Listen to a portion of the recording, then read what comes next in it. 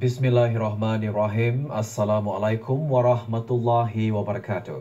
Bersua dalam berita perdana malam ini, saya Muhammad Noh Johari. Dan saya Nurbaizura Andy. Berita-berita utama malam ini. Penilaian risiko dan audit adalah kaedah paling berkesan untuk menilai kepatuhan program kesihatan dan keselamatan pekerjaan.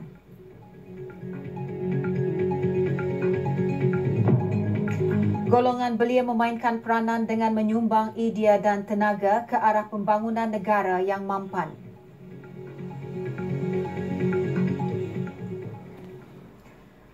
Pembinaan Jambatan Sultan Haji Omar Ali Saifuddin tahun lalu menjadikan daerah Temburong semakin dekat dan mudah untuk dikunjungi oleh rakyat dan penduduk dari daerah-daerah lain. Menteri di Jabatan Perdana Menteri berkata jumlah pengunjung yang keluar masuk sempadan negara juga dijangka meningkat apabila sempadan negara beroperasi seperti biasa setelah tidak ada lagi ancaman COVID-19.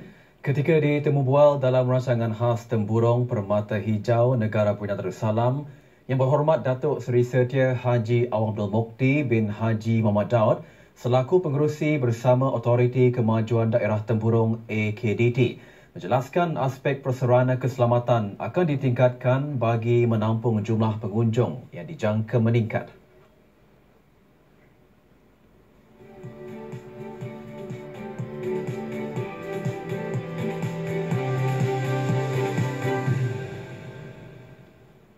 Sudah tentunya perkara ini memerlukan peningkatan prasarana keselamatan.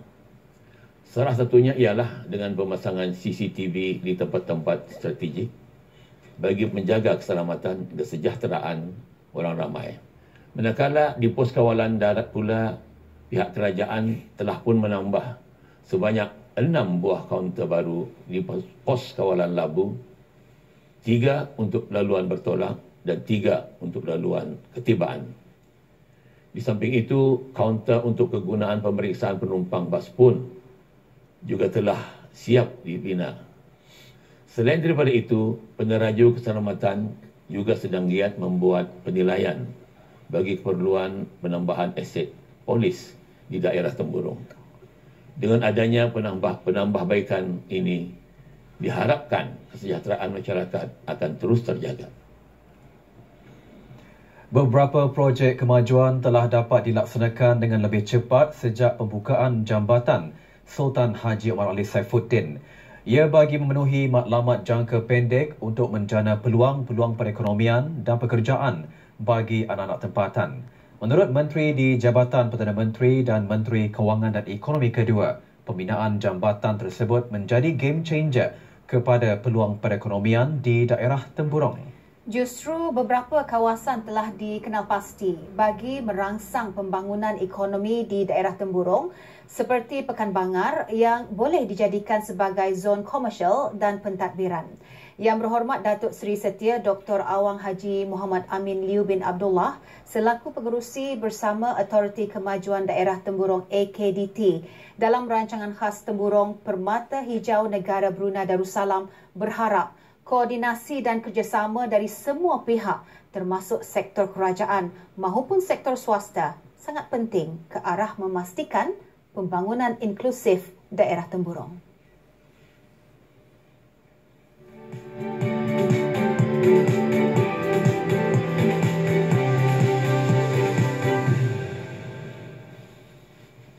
Jadi dalam jangka masa sederhana, AKDT akan meneruskan pembangunan daerah Temburong selaras dengan agenda nasional seperti penlibatannya dalam usaha untuk meningkatkan aktiviti pertanian bagi mencapai food security.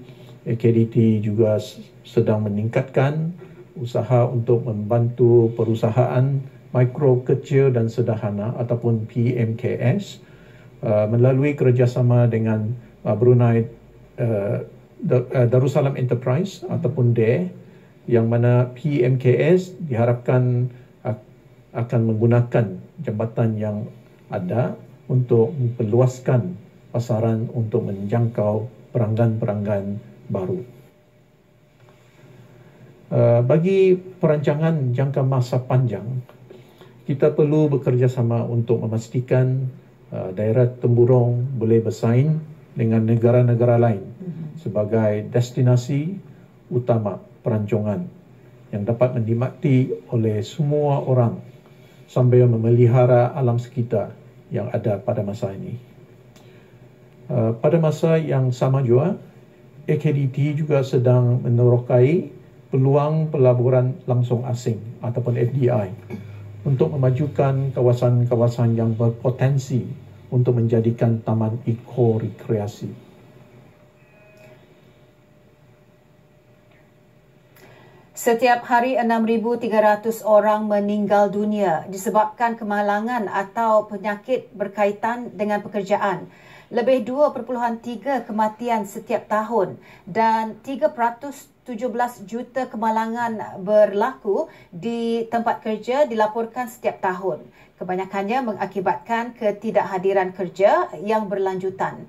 Menurut Menteri Kesihatan, beban ekonomi dari amalan keselamatan dan kesihatan pekerjaan yang buruk dianggarkan sebanyak 4% dari keluaran dalam negara kasar global setiap tahun.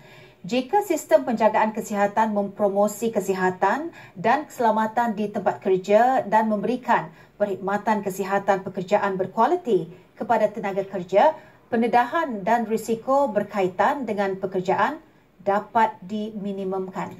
Berucap semasa sambutan Hari Kesihatan dan Keselamatan Pekerjaan 2021, pagi tadi Yang Berhormat Datuk Seri Setia Dr. Haji Awang Muhammad Isham bin Haji Jaafar berkata, penilaian risiko dan audit adalah dua kaedah yang paling berkesan untuk menilai kepatuhan program kesihatan dan keselamatan pekerjaan.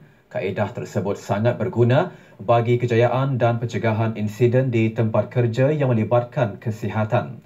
Acara diadakan di Pusat Perubatan Jurudong Park JPMC.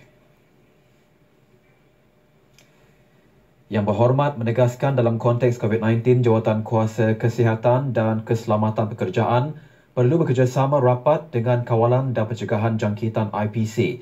Jawatan Kuasa IPC akan menetapkan dasar dan prosedur IPC bersesuaian dengan panduan yang dikeluarkan oleh Kementerian Kesihatan. Kedua-dua jawatan kuasa perlu sering melakukan penilaian risiko di tempat kerja yang diperkuatkan oleh pandemik COVID-19 dan menilai keberkesanan langkah pencegahan. Health workers for COVID-19 based on workplace risk assessment and medical conditions. We're also practicing good hand hygiene and hand washing.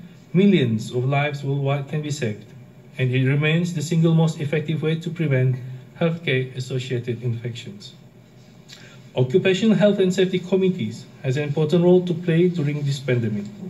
With the help of Infection Prevention and Control Committee, I believe the various quality and audit strategies and comprehensive responses to outbreaks will help us to fight this challenge.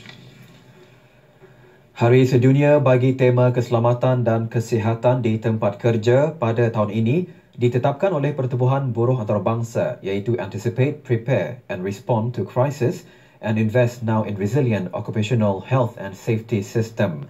Ini adalah untuk mengetahui kesan yang ditimbulkan oleh pandemik COVID-19 global terhadap kehidupan kerja dan kepentingan membina keberkesanan, berdaya tahan dan rangka kerja pekerjaan dan keselamatan yang dapat diadaptasi. Acara bertujuan untuk mengadaptasi langkah-langkah pencegahan di tempat kerja bagi memastikan kesihatan masyarakat di semua peringkat yang mana pihak kerajaan, majikan dan para pekerja secara aktif mengambil bahagian dalam memastikan persekitaran di tempat kerja dalam keadaan selamat dan sihat.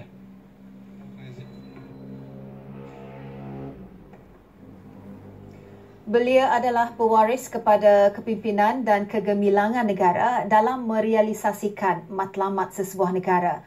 Tazkirah bertajuk Belia dan Kepimpinan